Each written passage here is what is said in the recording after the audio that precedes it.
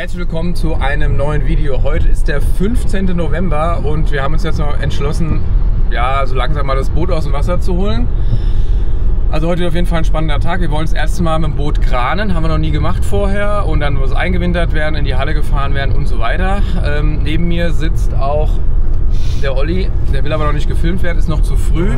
Wir haben jetzt, glaube ich, 8:45 Uhr. Wir halten euch ein bisschen auf dem Laufenden, wie die Zeit sich entwickelt. Und wie man hier oben sieht, wir haben uns mal wieder einen Mietwagen genommen. Und warum das so ist, das erfahrt ihr alles im Laufe dieses Videos. Viel Spaß, bis gleich. Damit am Morgen auch alles glatt läuft, habe ich den Trailer schon am Vortag an unserem Sommerstellplatz abgeholt und in der Nähe der Krananlage abgestellt. So konnten wir bei der Ankunft sofort anhängen und uns direkt auf dem Weg zum Boot machen. Übrigens, den Mietwagen haben wir deshalb gebraucht, da Ollis Toyota wegen Bremsproblemen mehrfach in die Werkstatt musste und deshalb leider nicht rechtzeitig fertig wurde. Aber der Volvo macht eine wirklich gute Figur und hey, die Bremsen funktionieren. Wenig später lag Olli dann schon mit dem Boot in Position und war ready zum Kranen. Leider mussten wir aber noch warten, bis wir an der Reihe waren. Dann endlich der große Moment. An Filmen war nicht mehr zu denken, da alle Hände nun gebraucht wurden. Und zack, schon kurze Zeit später hing unser Boot mal wieder am Haken. Beim Schwenken wurde uns kurz etwas mulmig, weil du genau weißt, jetzt darf wirklich nichts schiefgehen. Für die Jungs am Kran ist das zwar reine Routine, für uns aber Aufregung pur. Was als nächstes kommt, kennt wirklich jeder Bootsbesitzer. Denn da wir augenscheinlich unsere Anode verloren hatten, war der Spott natürlich auf unserer Seite. Und die schlauen Sprüche, wenn auch gut gemeint, ließen nicht lange auf sich warten. Aber hört selbst. Da ist überhaupt nicht dran.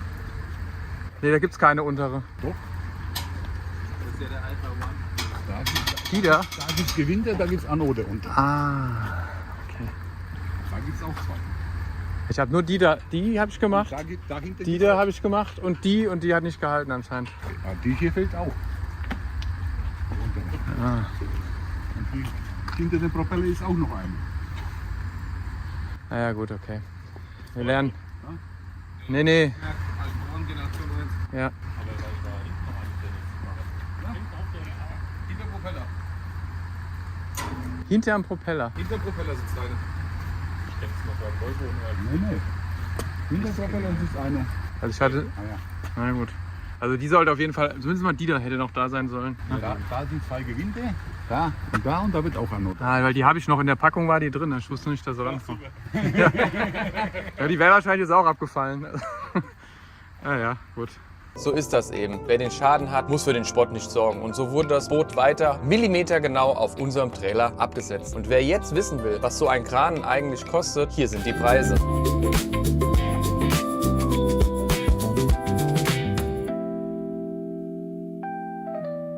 So sieht der Antrieb aus nach einer Saison.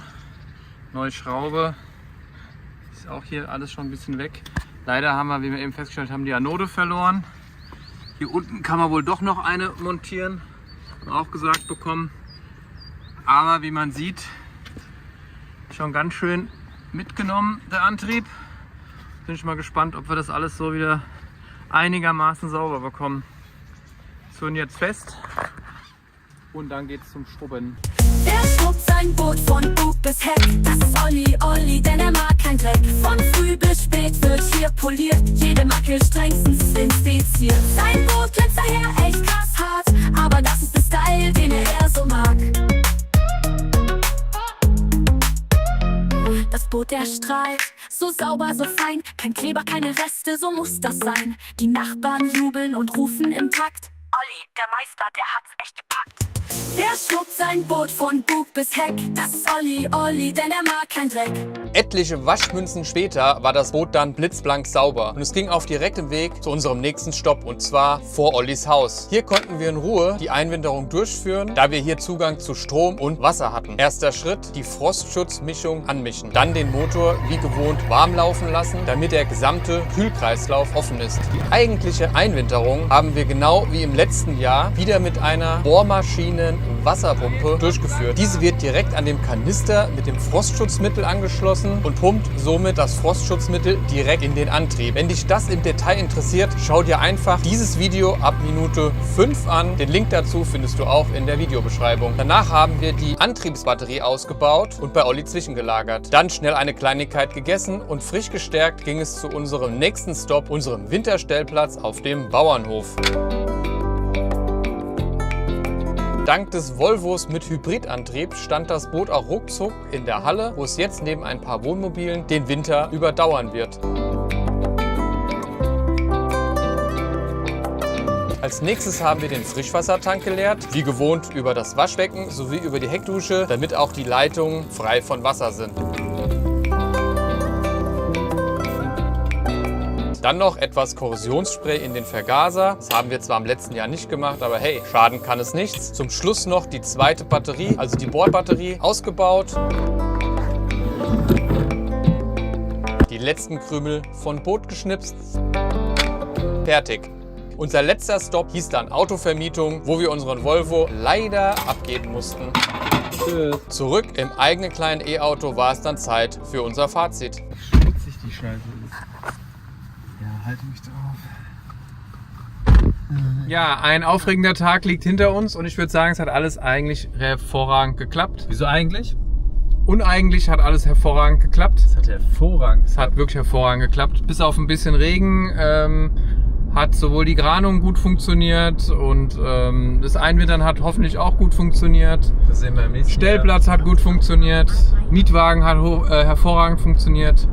In diesem Sinne wünsche ich euch frohe Weihnachten Einen guten Rutsch. und guten Rutsch ins neue Jahr, weil es ist schon spät im Jahr und wir sehen uns in Season 2 wieder. Also bleibt dran, bis dann, ciao! Ciao.